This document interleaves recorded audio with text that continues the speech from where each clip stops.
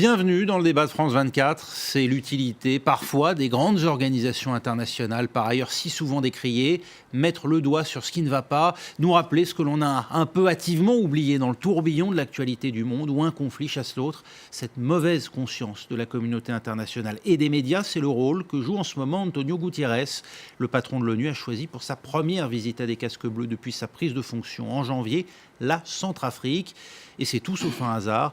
Il y a un an, presque jour pour jour, la force Sangaris arrivait à son terme. On l'a un peu oublié avec le départ des soldats français, mais les violences qui n'ont jamais vraiment cessé entre les différents groupes armés repartent de plus belle ces derniers mois. Va-t-on se retrouver dans la situation pré-génocidaire qu'ont trouvé les soldats français en arrivant en 2013 après la prise de pouvoir de la Séléka et les affrontements avec les milices anti-Balaka ? On va en parler dans un instant pour en débattre ici même Thierry Vircoulon. Vous êtes chercheur associé à l'IFRI. Merci d'être avec nous. Avec également Jean-Pierre Le Tocard, médecin chirurgien à Médecins sans frontières. Merci également à vous. Bonsoir. Merci aussi à Michel Langa. Vous êtes président des Amis de la République centrafricaine. Et enfin Jean-Pierre Mara, vous êtes député indépendant centrafricain de la circonscription de Mala. Merci à vous quatre d'avoir accepté de débattre. Mais avant justement de débattre ensemble, nous allons prendre la direction de Bangassou, où s'est rendu aujourd'hui le secrétaire général des Nations Unies. Cette ville du Sud est située à 700 km à l'est de Bangui. Elle a été le théâtre d'affrontements qui ont coûté la vie à 9 casques bleus durant l'été. Une ville contrôlée depuis le mois de mai par les milices anti-Balaka qui, sous couvert de défendre la majorité chrétienne de la ville, s'en prennent aux musulmans. 2000 d'entre eux ont d'ailleurs trouvé refuge, c'est le paradoxe, auprès de l'église locale. C'est un reportage pour France 24 de Pierre Accro, Édouard Dropsy et Tristan Lepay. Un soldat sur ses gardes, devant un site surveillé par la force de l'ONU en Centrafrique. Une église protégée, devenue un refuge pour plus de 2000 musulmans. Des musulmans qui ont installé un camp de fortune dans l'enceinte de ce séminaire catholique. C'est le seul endroit où ils se sentent encore en sécurité à Bangassou, dans le sud-est du pays. Un sanctuaire où ils se retrouvent piégés, comme Dana et sa famille, qui vivent désormais cloîtrés ici. Impossible de sortir, au risque d'être tué par les milices chrétiennes anti-Balaka. Des fois, quand on sort, dès que les anti-Balaka nous vont dehors, ils nous tirent dessus. Ou bien des fois, ils prennent des personnes en otage pour les amener jusqu'à Mongiville et autres dans d'autres quartiers pour les relâcher. Ce n'est pas une vie qu'on devrait mener parce que nous, on vivait ensemble avant et on vivait bien avant. Et si un grand nombre d'entre eux sont encore en vie, c'est grâce à cet homme, Roi Naguiré. L'évêque de Bangassou a sauvé ces musulmans en mai dernier, alors qu'ils étaient attaqués par des groupes armés qui ont détruit la mosquée de la ville. Un massacre qui a fait une centaine de morts sous le regard impuissant de la MINUSCA, la mission des Nations Unies. Voyant que la MINUSCA a abandonné ces groupes de 2100 musulmans, alors je me suis proposé de venir ici. Et quand ils m'ont vu habillé avec ma soutane blanche, alors ils ont arrêté de tirer. Alors je me suis mis au milieu entre les francs-tireurs et la mosquée pour essayer qu'ils arrêtent cette boucherie qu'ils étaient en train de commettre. Pour ces musulmans, impossible d'aller à l'hôpital. 3 fois par semaine, ils reçoivent des soins sur place. Une situation sanitaire de plus en plus alarmante. Plus le jour avance, ça prend de plus en plus de l'ampleur. Et ça ne nous facilite pas vraiment la tâche sur le terrain. Pour briser le siège qui leur est imposé depuis 5 mois, les musulmans de Bangassou comptent désormais sur la visite du secrétaire général de l'ONU, prévue ce mercredi. Et l'un des 3 auteurs de ce reportage est avec nous en direct, Édouard Dropsy. Bonjour. On voit une issue possible pour ces musulmans réfugiés dans ce séminaire catholique et que vous avez pu donc rencontrer dans le cadre de ce reportage. Oui, alors effectivement, ces musulmans, ils sont totalement parqués dans le petit séminaire. S'ils commencent à sortir, ils sont attaqués par les milices d'autodéfense. On les appelle anti-Balaka, mais eux s'appellent autodéfense. Et effectivement, ils sont gardés par la MINUSCA. Et il faut savoir que la MINUSCA se fait régulièrement attaquer également par ces milices d'autodéfense. Vous avez suivi le secrétaire général des Nations Unies, Antonio Guterres. Qu'espère-t-il d'après vous avec sa visite? Vous l'avez senti résigné ou bien déterminé? Non, alors clairement, le secrétaire général de l'ONU était assez déterminé. Il a dit qu'il ne pouvait pas faire de miracle et en même temps, il a dit qu'il fallait avoir de l'espoir, que l'impunité serait pas le mot d'ordre, mais qu'en revanche, ça prendrait du temps. Il a également condamné toutes les manipulations toutes les manipulations religieuses, alors qu'en fait on est surtout dans une logique de prédation en Centrafrique en général. Oui, il y a la violence d'un côté, il y a la pauvreté de l'autre. Est-ce que les deux sont liés? C'est le sentiment que vous avez, vous, Édouard Dropsy, en voyant la situation de ces personnes qui sont donc victimes de ces violences. On compte un peu plus même d'1 million de déplacés au total, 600 000 dans le pays et puis 500 000 à l'étranger. Oui, parce que la Centrafrique, c'est un pays riche, c'est un pays avec des sous-sols, mais ça reste un des pays les plus pauvres du monde, voire le plus pauvre du monde, ou au dernier dans tous les classements internationaux. Et aujourd'hui, ce qui se passe, c'est que ce soit au nord du pays, contrôlé en partie par le FPRC, donc l'ex-CDK, dans le sud-est, contrôlé par les autodéfenses. On se bat surtout pour les ressources, pour les taxes de transhumance. Et voilà, on est vraiment dans une logique de prédation. Merci beaucoup, Édouard Dropsy. Vous étiez avec nous en direct de Bangui, la capitale. Thierry Vircoulon, il y a, on l'a vu dans ce reportage, les anti-Balaka à Bangassou. Eux disent qu'ils sont là pour protéger la population chrétienne de la ville contre les groupes armés peuls et musulmans des localités environnantes. Finalement, on n'en sort pas de cette logique. C'est un affrontement de type communautaire religieux ou pas du tout? Est-ce qu'on se trompe complètement? C'était un affrontement de type communautaire, en grande partie. Religieux, j'en doute, mais communautaire certainement. Ce qui s'est passé dans le sud-est, c'est qu'avec le départ des forces ougandaises et américaines, il y a eu des groupes armés qui sont descendus. Et face à ces groupes armés, donc, qui étaient composés surtout par des Peuls, eh bien, il y a eu les anti-Balaka qui sont arrivés. Et donc on voit qu'on se retrouve dans le sud-est, dans la même situation de l'ouest du pays, en fait, en 2014. Et c'est pour ça qu'il y a une grande inquiétude actuellement, c'est qu'on voit le scénario de 2014 se répéter en 2017. Avec des acteurs différents? J'aurais tendance à dire que c'est un peu les mêmes acteurs. C'est juste que la Seleka, elle, s'est fragmentée en de nombreux groupes armés. Que maintenant, on a beaucoup plus de groupes armés, puisque en 2015, on en avait 10, maintenant on en a 15. Et que si ça continue, on en aura 20, 25, 30. Oui. C'est-à-dire, si je vous pose la question, c'est qu'à l'époque, c'était une succession politique entre François Bozizé et Michel Djotodia à la tête de ce qui s'appelait la rébellion, la Seleka. Ces groupes, aujourd'hui, ils n'existent plus vraiment en tant que tels. En tout cas, c'est plus sous ces dénominations-là. Non, la Seleka était une coalition. Cette coalition s'est dissoute et ses membres se sont multipliés, si je puis dire, pour le plus grand malheur de la Centrafrique, évidemment, qui est maintenant livrée à des bandes armées. Comme je le disais, on est à 15 groupes armés et c'est une logique exponentielle. Donc ils augmentent et ils continueront à augmenter tant qu'on n'aura pas cassé cette dynamique. Michel Languin, on le voit dans le cas qu'on vient d'observer à Bangassou, pardonnez-moi, c'est Jean-Pierre Marat, les groupes présents sur place à Bangassou, en l'occurrence les anti-Balaka, prétendent protéger donc la population contre les milices peuls et musulmanes des villages environnants.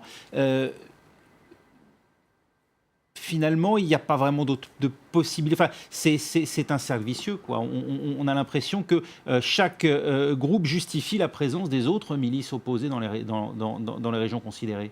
Merci. Vous avez entièrement raison. Chaque groupe trouve l'argument de parade pour se justifier. Mais en réalité, si vous prenez la carte minière de la RCA et que vous prenez les 15 groupes...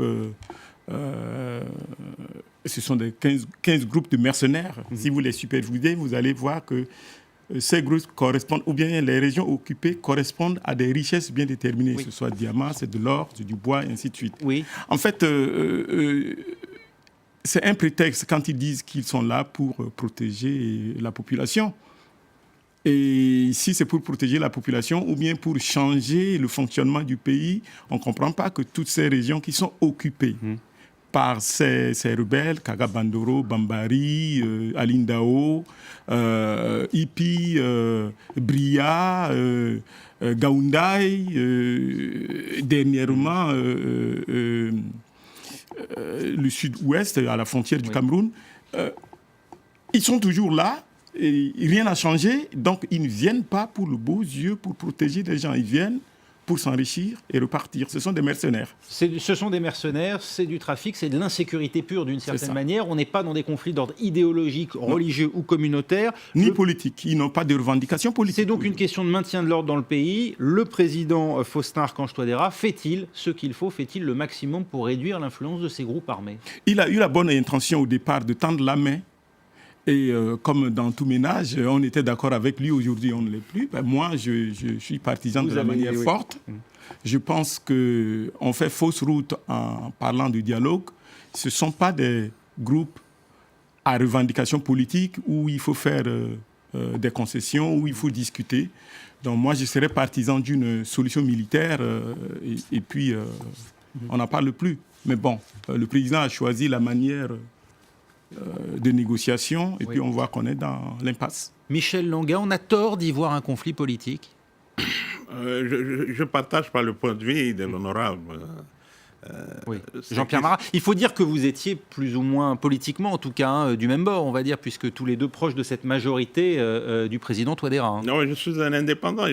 Enfin, aujourd'hui, vous soutenez le président Touadéra. C'est un président qui a été élu démocratiquement.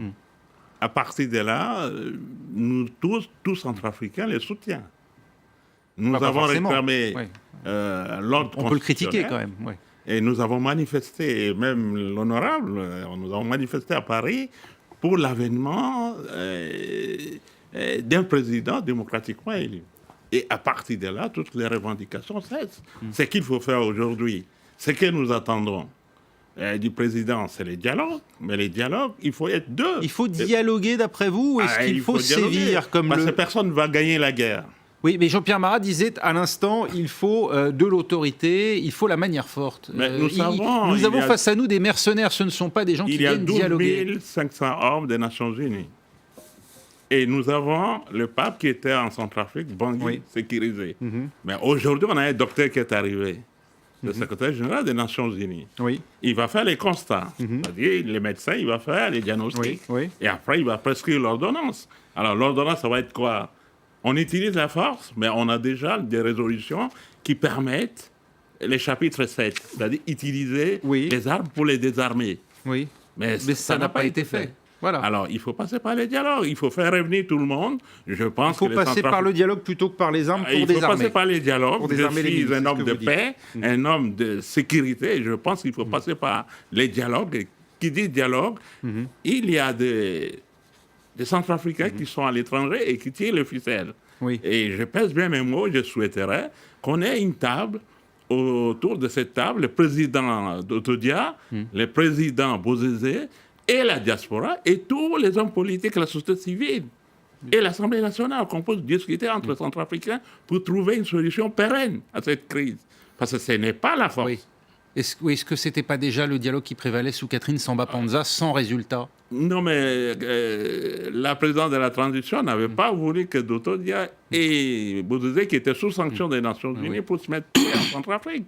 Donc je pense aujourd'hui, sur les 16 préfectures, il y a 14 qui sont occupés.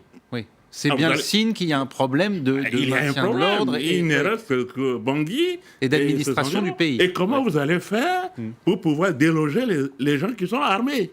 Vous dites il faut dialoguer. On va en reparler. Jean-Pierre Le Tocard, médecin chirurgien à Médecins sans frontières, vous-même, vous étiez présent en Centrafrique il y a encore un an. Vous connaissez donc bien la situation sur place. Est-ce que les ONG sont les premières victimes, ou ne sont pas plutôt les premières victimes de cette situation d'insécurité? On entend fréquemment dire que la Centrafrique, la République centrafricaine, c'est l'un des pays les plus dangereux au monde aussi pour les ONG qui opèrent sur place. Absolument, c'est un des pays certainement les plus dangereux. Et c'est en tous les cas dans ce pays qu'on a perdu un certain nombre de ressortissants de Médecins sans frontières. En 2009, on en a quelqu'un qui a été tué. Il y a eu l'attentat sur l'hôpital de Boguila qui avait fait 14 victimes. Il y a une insécurité qui est permanente en Centrafrique, avec une très grosse difficulté d'accès aux soins.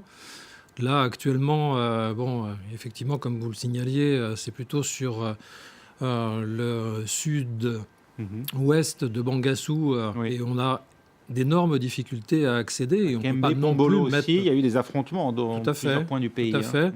Et avec même des exécutions sommaires de certains patients à l'intérieur des hôpitaux.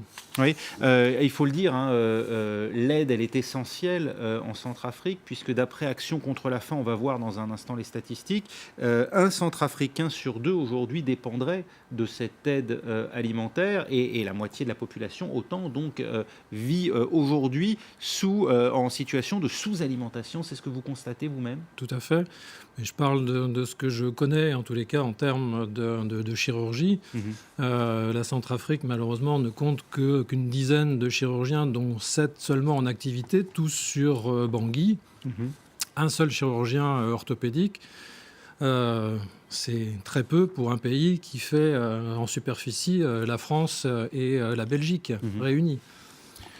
On le voit, on le comprend, Thierry Vircoulon, à la lumière de ces différents témoignages. La Centrafrique, aujourd'hui, aussi bien dans ce contexte d'insécurité que de tout simplement sous-alimentation, des problèmes de famine, tout simplement, ou de sous-alimentation, c'est ce qu'on peut appeler un État failli en termes administratifs.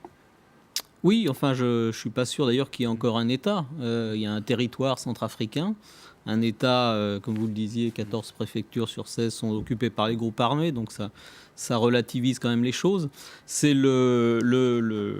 l'enfant malade de l'Afrique centrale actuellement, et c'est le résultat de plusieurs décennies de mégestion, de toute façon. Et donc là, il y a des responsabilités qui sont très partagées. De proximité aussi, d'influence régionale. Il a pu arriver que dans le passé, par exemple, la République démocratique du Congo, proche de Bangui, puisse aussi avoir une influence sur la situation sur place. Je dis proche géographiquement. Oui, il va de soi que les voisins ont joué leur rôle, qu'ils continuent à jouer leur rôle, notamment le Tchad, qui a une responsabilité importante dans ce qui se passe et ce qui s'est passé avec la Séléka. C'est une situation classique, c'est-à-dire que quand un pays a beaucoup de problèmes internes, ses voisins, en règle générale, en profitent. Il y a des pouvoirs d'influence très forts. Il faut rappeler aussi qu'une des raisons pour laquelle la France a souhaité le départ de Jean Bédel Bokassa, c'était aussi sa proximité supposée à l'époque avec Mouammar Kadhafi, et donc les interférences dans les affaires tchadiennes. Oui, c'est une sorte de tradition historique. À la fois, il y a des pays qui ont joué une influence très importante dans la politique centrafricaine, et la France, vous venez de nommer, mais aussi des pays de la région qui jouent un rôle très important dans la politique centrafricaine aussi, et qui, en fonction des moments et des situations, peuvent bénéficier de ce qui se passe. Et pour le moment, cette situation d'anarchie en Centrafrique bénéficie au Tchad, en partie au Soudan aussi,